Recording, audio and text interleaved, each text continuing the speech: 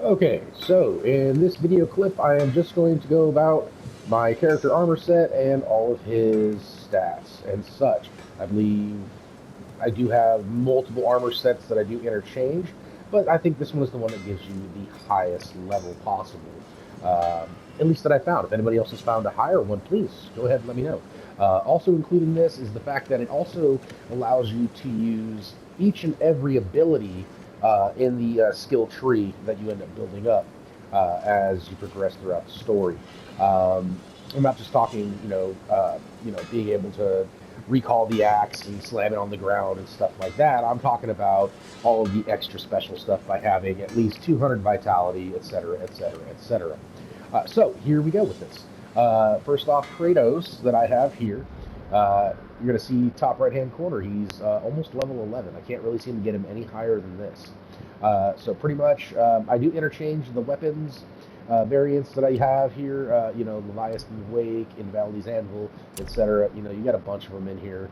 The Breath of Thammer is freaking amazing. There's also stone you can use that upgrades its power. They have the same one for, say, the Nemean Crush here. That would be a Logi's Fiery Shard, I believe. So anyway, the one best thing I think about your armor set here is going to be this guy right here. Excuse me, I'm sorry. Retribution, yeah, excuse me, is badass. Makes your axe throw ridiculously strong. So I mean, you wing that axe out there at 3,000 miles an hour, and it comes back just as fast. Not to mention, obviously 20 strength and luck and 24 the cooldown. So anyway, let's go back over here to armor. What I've chosen to use here is the Valkyries, man. They're all really, well set up. You notice, 35 in both the runic and the strength, 100 in defense. And it pretty much has everything with exception to luck. That's the only drawback about this. Is you're not going to be able to, with this armor set completed, be able to have all of the amazing abilities that are given to you as much as you would with something with higher luck. However, in retrospect, I've used armor sets that have much higher luck, and it doesn't seem to make anything go much faster. So anyway, let's go ahead and get into it.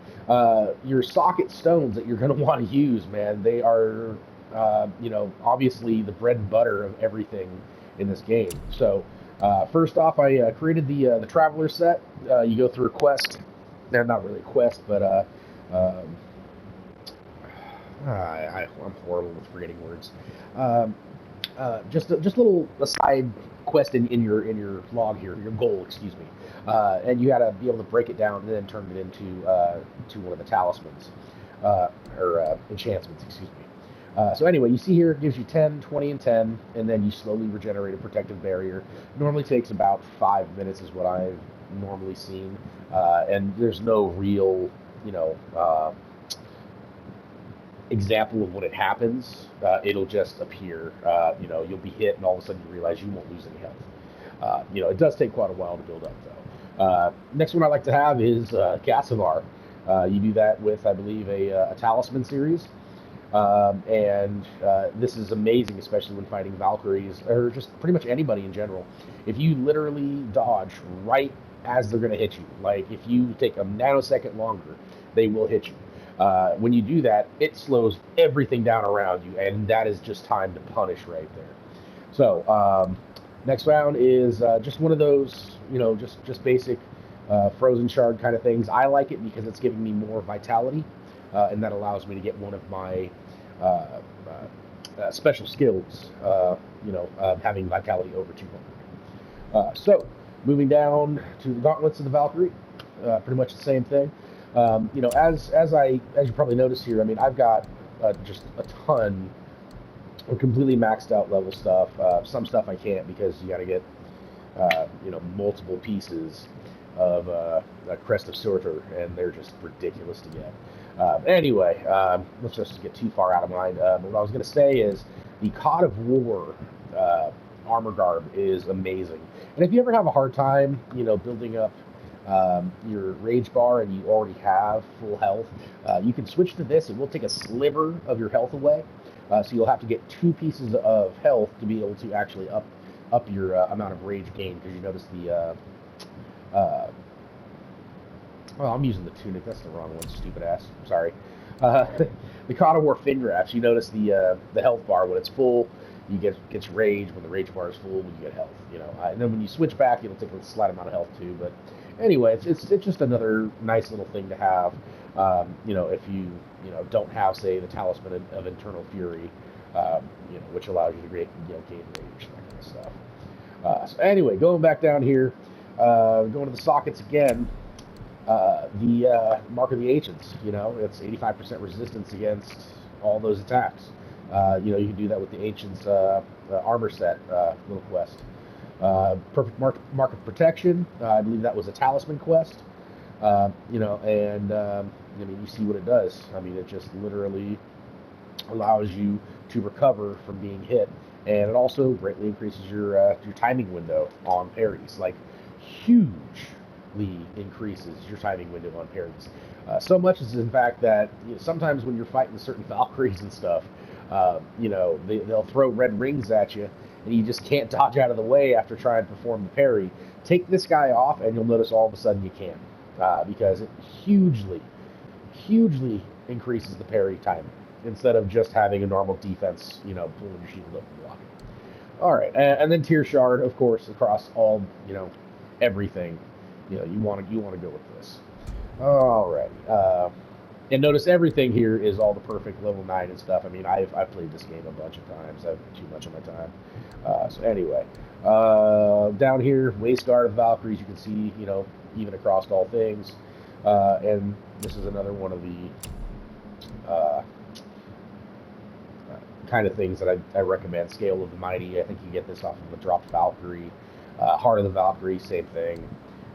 And then Logi's Fiery Shard, that one increases obviously the damage of the Nemean Crush, and I love that attack. So one has something to power that up. All right. So when it comes down here to the Talisman, Shattered Gauntlet of the Ages, man, you got to go through that little quest to get this thing, because it is a beast. You can't just put any stones on there, because you got to remember this is an Easter egg of the Infinity Gauntlet. So any one of Nord's Temporal Stone, Invaldi's Corrupted Mind, and Vari's Soul, the Eye of the Outer Rim, I think, or Eye of Outer Space, whatever the hell it was. Let me see here. Do I have one of them in here? No, I don't. I could always just go down and look and see. Asgard Shard of Existence. That's a Reality Stone. I'm not sure. I don't think the Heart of Steve. Svartalheim is one of them. I don't believe it is.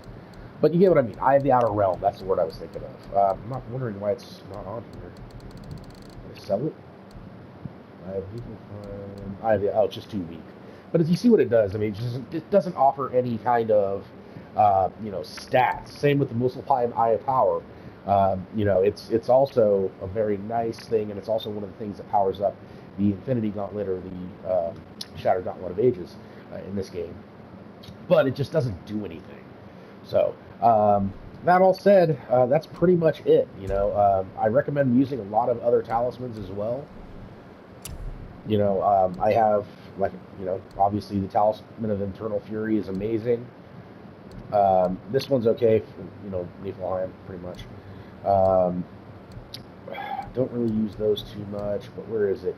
Aegir's Protection. This one is amazing, especially if you're going to be working like the Muspelheim Trials, or just generally just getting your ass beat by Baldur. Horn of Heimdall, I don't really use it. It takes way too long to re-up that thing. And the Shattered Gauntlet of Ages does the same exact thing, and it also fires out beastly shots of power. And then, its regeneration isn't very long either. So real quick, just going over to the skill stuff that I was talking about, you notice all the ones glowing. Those are all of those special stats I was talking about, top right-hand corner right here. You got to have above a certain level.